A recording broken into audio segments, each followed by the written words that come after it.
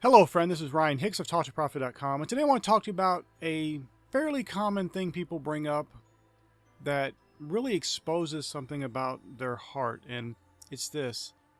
People will say sometimes, well, it's not fair that we get what we believe for. Think of this. It's not fair. As if their belief is somehow out of their control. They just have to believe certain things, and they have no control over it, and they're just poor old victims. And they're getting these things that they don't want because they can't help but believe for those things they don't want. That's insanity, my friend. The scripture says, Jesus speaking, that according to your faith be done unto you. That what you get, what you receive in life, is according to your faith. What you believe for. And he said that when you pray and you don't doubt in your heart, but you believe those things you say will come to pass, you'll have whatsoever you say. But this is up to you. This is your choice. He also taught us to pray that God's will be done on earth as it is in heaven. Now, why are most people not experiencing heaven on earth? Well, they pray the Lord's Prayer in vain. They've made it into a vain repetition, babbling it out. Almost like a machine gun, just our Father with just blah blah blah blah blah. Just rattling it off. No thought, no faith, no belief behind it at all. And of course they don't get what they prayed for. But you can have a different life if you choose to believe differently.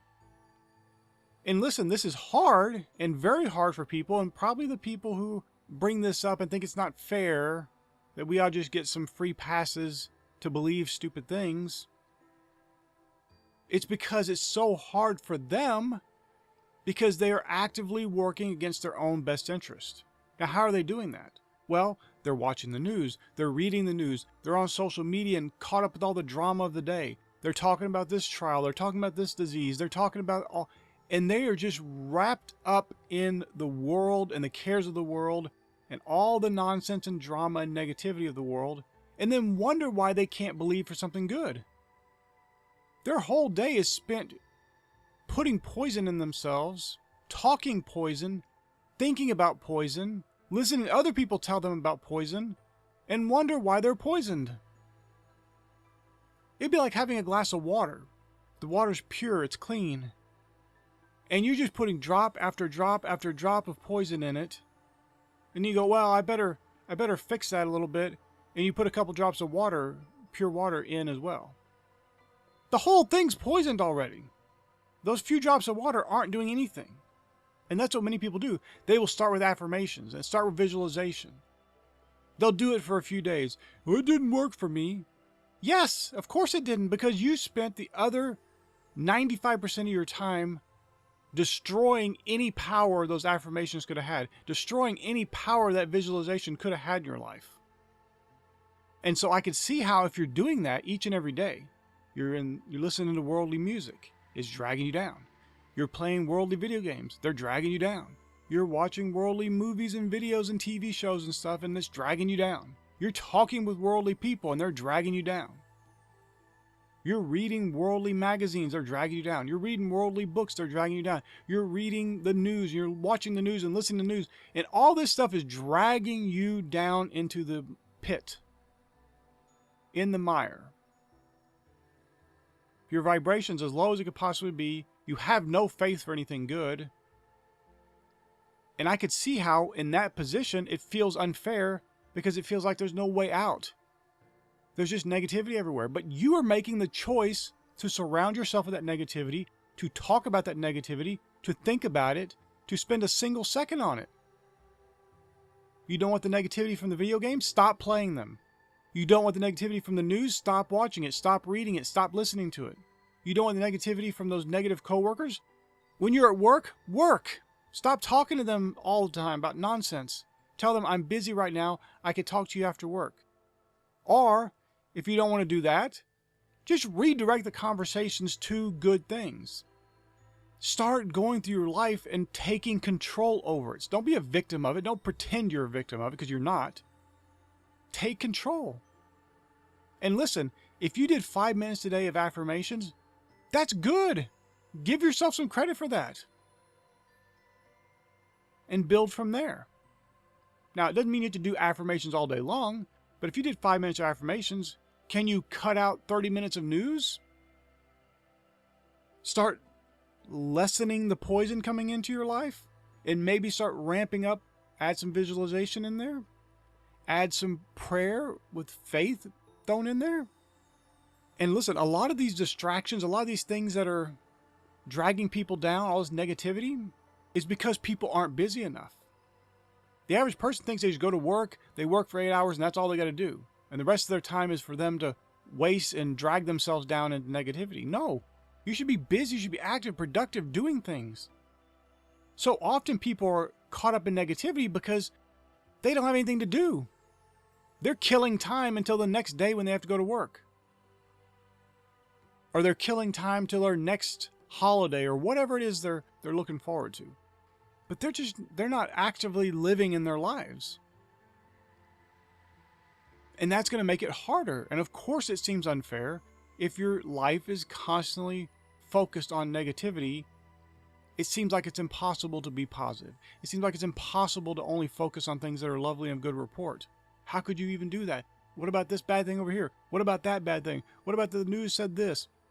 You become an evangelist for negativity when you don't have enough to do, when you don't have enough to keep yourself occupied doing productive, useful, positive things.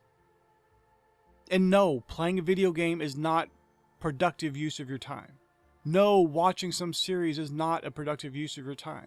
No, watching a bunch of videos is not a productive use of your time unless it's videos like mine or something that is uplifting you and edifying you and encouraging you in the faith and giving you more to look forward to, making you understand how to live even a better life. But even at that, you can turn videos like mine into just mere entertainment. We're just watching them but not applying them. And they become useless for you.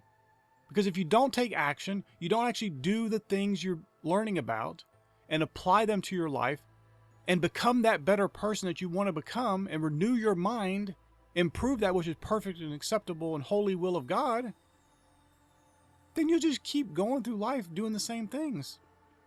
My friend, you have the opportunity to live the good life, to live the abundant life that Jesus came to give you. But it is a choice, and you must make the choice. God doesn't make the choice for you. God already made the choice to bless. You have to receive it. I use this illustration a lot, but it's important to note because it gives you a visual understanding of what's going on. If I give you a present, it's wrapped up and it's ready to go, and I hand it to you, and you just put it aside, and I give you another present the next day, and you put it aside, and you never open the presents, you can't say I didn't give you the gifts. You can't say I didn't give you those presents. But because you failed to receive them, you failed to open them up and to fully receive them, you don't have them. And it's the same way with God's blessings. He is blessing, blessing, and blessing. He rains upon the just and the unjust alike. He has that universal benevolence. And there's even greater benevolence in His divine favor that you can walk in as you focus on the good, as you really renew your mind to His goodness and purity and truth, and you start focusing on things that are only lovely and only of good report. Then you walk in an even higher level beyond that basic goodness of God into the fullness of the gospel of Christ. And that's what I want you to walk in. But you have to make the choice. Are you going to keep going through the world, focusing on the world's way of doing things, focusing on the world's way of thinking, and expecting some heavenly result? Or are you going to start focusing on the good? Are you going to renew your mind? My friend, you can have a great life. Choose it today. God sets before you life and blessing, or death and cursing. You choose. He's not making you choose death and cursing. He doesn't want you to choose that. He wants you to choose life and blessing. So choose life and blessing today. As you go throughout your day, every choice should be made. Is this conducive to life and blessing? Is this video I'm going to watch conducive to life and blessing? Is this video game I'm going to play conducive to life and blessing? Just go throughout your day as you're doing stuff. Is this conversation I'm going to have conducive to life and blessing? And if it's not, cast it aside and choose life and blessing. My friend, I pray this infused life and blessing into you, and that you will start choosing it for your life each and every day. May God bless you richly.